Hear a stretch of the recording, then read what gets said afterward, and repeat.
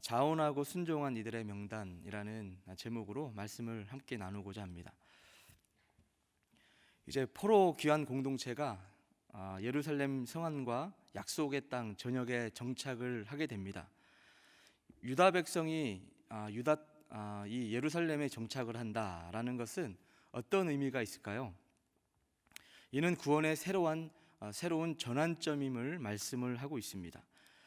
또 이 거주민들은 이 정착자임과 더불어 이 경비, 예루살렘을 지킬 수 있는 용사였다라고 말씀을 하고 있습니다. 자, 포로 귀환 이 정착의 최종 목적은 유다 백성이 이 언약 백성으로서의 이 정체성을 다시 한번 확인하고 약속의 땅에 정착을 하게 하는 것, 이것이 주님의 목적이셨습니다. 이제 느헤미야 후반부로 가고 있는데요.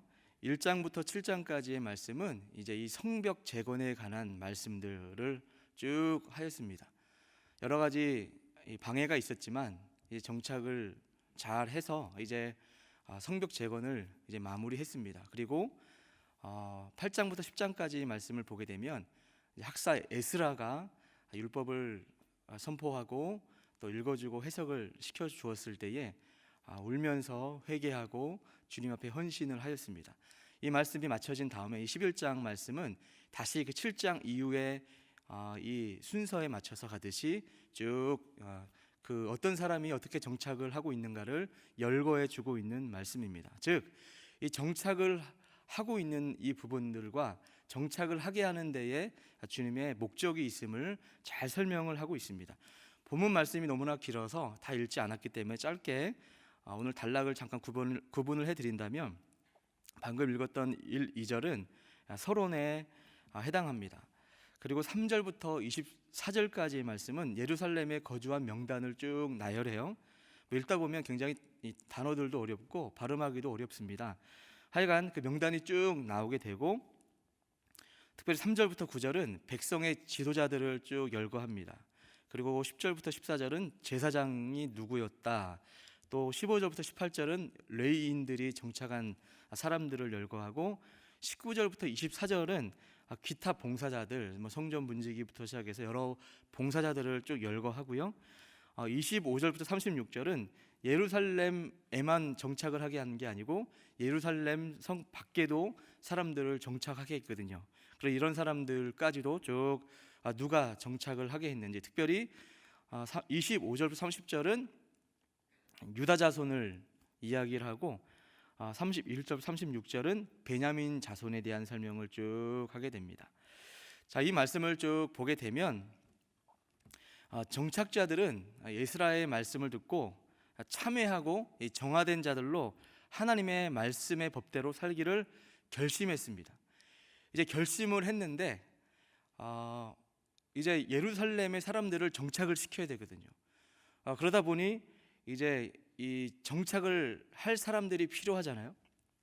그런데 우리가 얼핏 보면 예루살렘 정착이라고 하면 누구나 다 정착하고 싶을 것 같고, 또 예루살렘이 마치 굉장히 살기 좋은 누구든지 더 선택 조건에서 선택하고 싶은 땅일 거라 생각을 하지만, 사실은 그 당시에 그 상황에서는 예루살렘에 정착하는 것이 결코 쉬운 판단이 아니었습니다. 왜냐하면 성벽 재건도 이제 마무리가 된 상황이고 외세 공격도 굉장히 많았기 때문에 그것은 이제 적들에게 자신들이 노출이 되거든요. 그래서 굉장히 신변의 위협을 받을 수 있는 것이고, 누구나 자원하기보다는 그 당시에는 꺼릴 수 있는 상황이 바로 이 시점입니다. 그래서 이 정착할 사람들을 이제 사람을 보내서 정착을 시켜야 되는데 아마 인원이 충분수가 나오지 않았던 걸로 보여집니다. 그래서 일단은 먼저 자원하는 사람들을 쭉 받게 됩니다. 근데 자원하는 사람들로 충분하지 않아서인지 10분의 1을 제비 뽑아서 이 예루살렘 성 안에 이제 거주하게 됩니다. 여러분, 그 구약 성경에서 제비 뽑기라고 하는 것은 하나님의 선택을 의미하죠. 그래서 자원하는 사람들과 더불어서 10분의 1의 사람들이 예루살렘 성 안에 이제 거주하게 된다라는 말씀입니다. 자, 저는 이 말씀을 보면서 이러한 은혜를 받게 됩니다. 이 귀한 공동체는 이 문제, 이 예루살렘 성 안에 정착을 하고 또 성박에 정착하는 예루살렘 중심의 삶을 이제 살아가기를 원하고 있잖아요.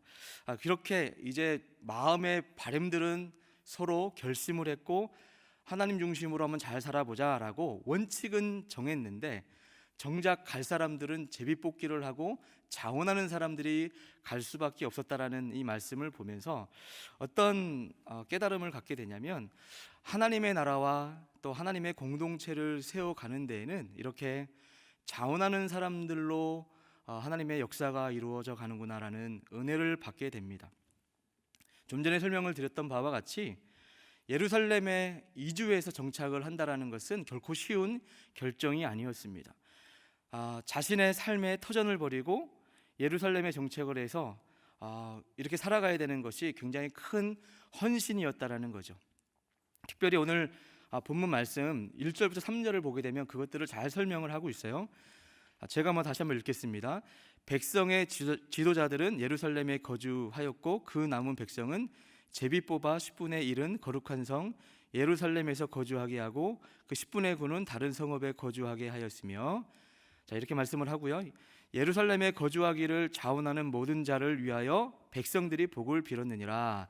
자, 백성들이 복을 빌었다라는 말씀을 보아도 축복할 수밖에 없는 귀한 헌신이었다라는 것들을 백성들도 서로 깨달았다라는 것이죠. 그리고 또 그곳에 살아가야 될 사람들이 굉장히 중요한 사람들이라는 것들을 서로가 잘 알고 있었던 것 같습니다.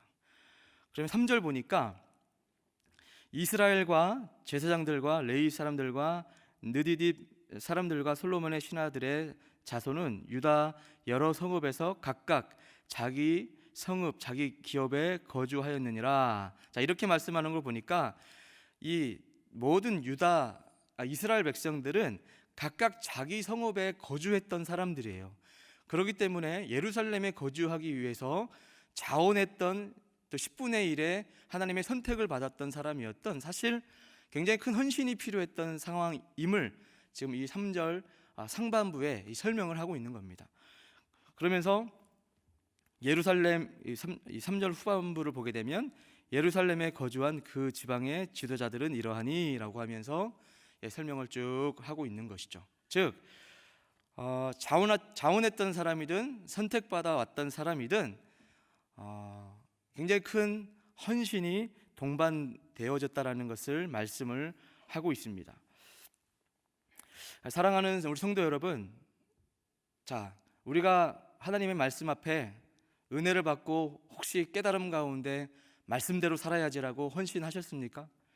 마음으로 혹시 결심을 하였다면 이제 여기까지 나아가야 된다는 거죠.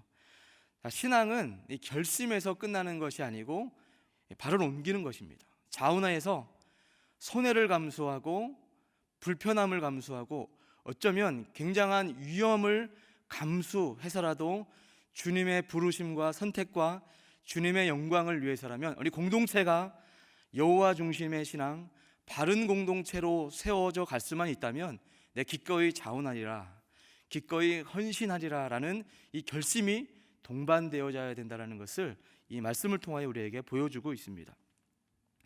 예루살렘의 성전과 성벽이 재건되는 동안에 사마리아 사람들과 암몬 사람들이 끊임없이 방해를 했습니다.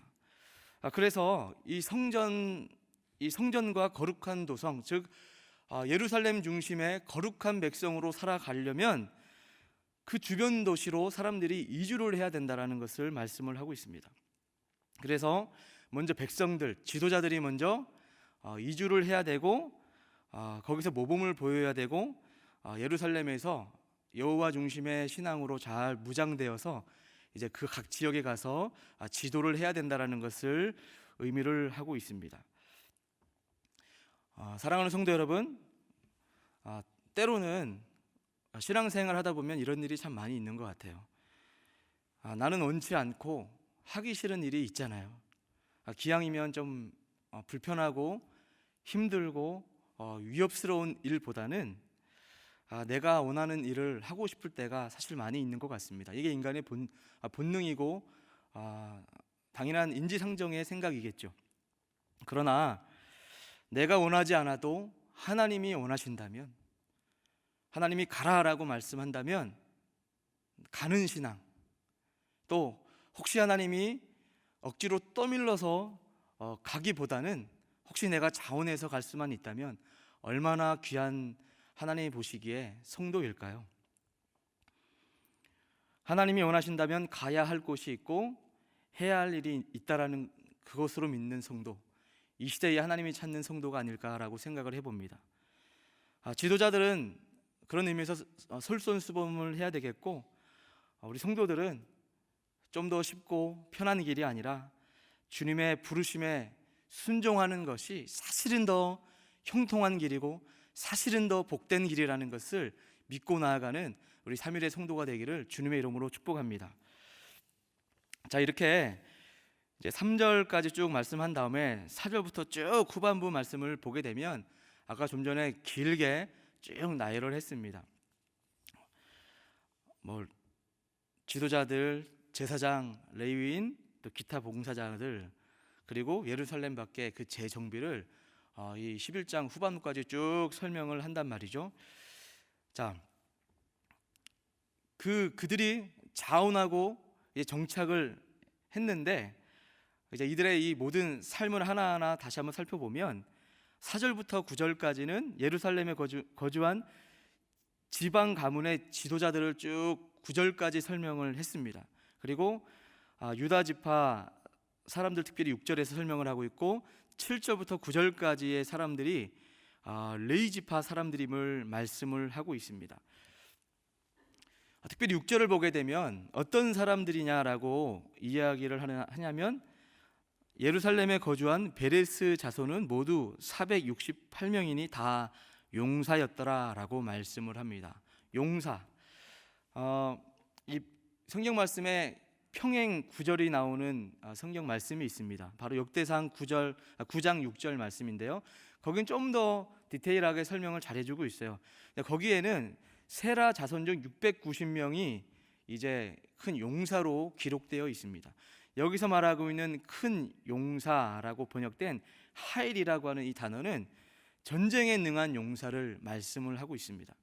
자, 거주 목적이, 즉 예루살렘에 거주하는 이 목적이 굉장히 많은 사람들 중에 성을 방어하고 지키는 일에 목적을 두었다라는 것을 보여주고 있습니다.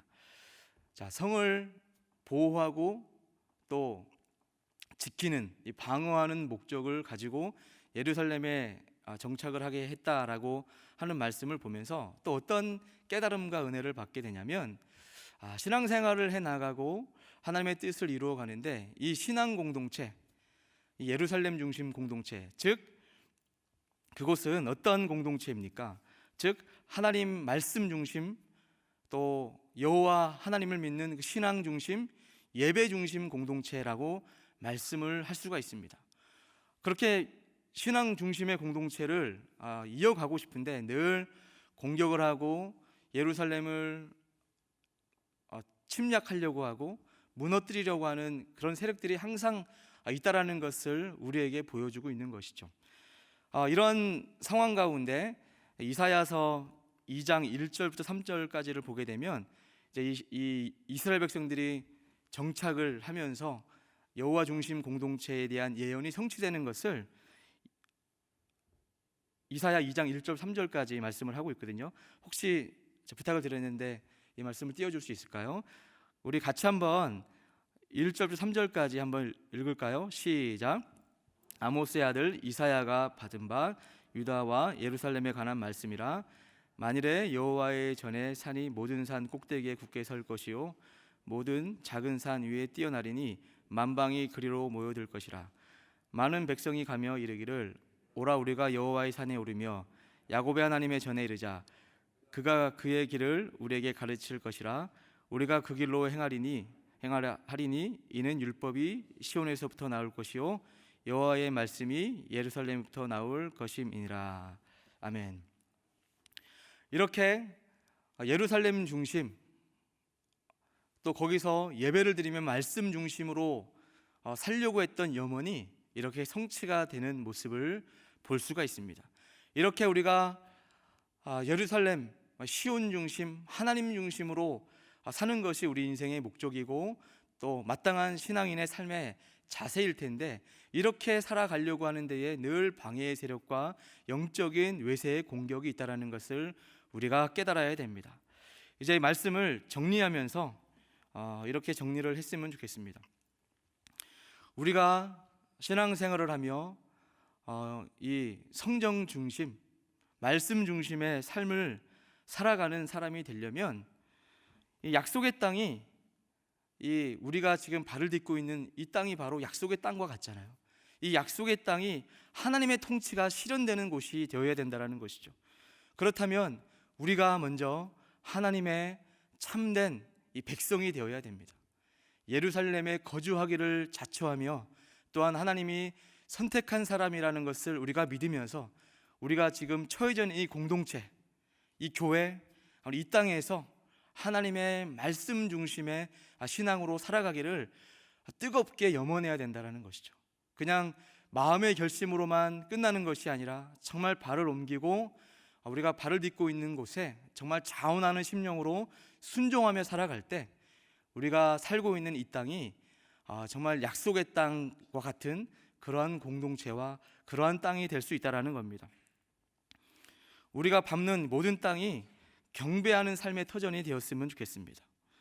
우리 모두가 현장의 이 삶의 모습에서 거룩한 씨앗처럼 땅에서 죽을 수만 있다면, 마치 자원해서 예루살렘 성 안으로 살기를 자처했던 사람들처럼 나의 손해와 나의 헌신, 나의 여러 가지 두려움의 문제들을 가지고서라도 하나님 앞에 내 인생을 겁니다, 하나님 앞에 내 모든 것을 드립니다 라는 이런 자세와 각오로 예루살렘에 정착한 사람들을 통하여 하나님의 이 뜻이 지속적으로 이루어져 가고 있다는 것을 꼭 기억하면서 하나님 앞에 여호와 신앙 중심으로 살겠습니다, 그런 공동체로 세워져 가기를 원합니다라는 마음으로 오늘 하루를 살아내는 그런 귀한 성도 될 수 있기를 주님의 이름으로 축복합니다. 자, 우리 말씀을 생각하면서 우리 같이 기도하겠습니다. 우리 모두 한 사람 한 사람이 삶의 현장에서 썩어져 죽고 헌신할 수 있도록 인도하여 주시옵소서. 주님의 통치가 나의 삶을 통하여 이루어지게 하시고 우리 공동체가 나 자신의 헌신과 나 자신의 순종과 자원하는 이런 믿음의 역사로 말미암아 공동체가 세워지고 하나님의 뜻이 이루어지게 해달라고 기도하시다가 또는 개인적 기도 제목을 가지고 기도하시다가 일어나도록 하겠습니다. 같이 기도하겠습니다. 하나님 감사합니다. 이 시간 주님을 바라봅니다. 역사하시는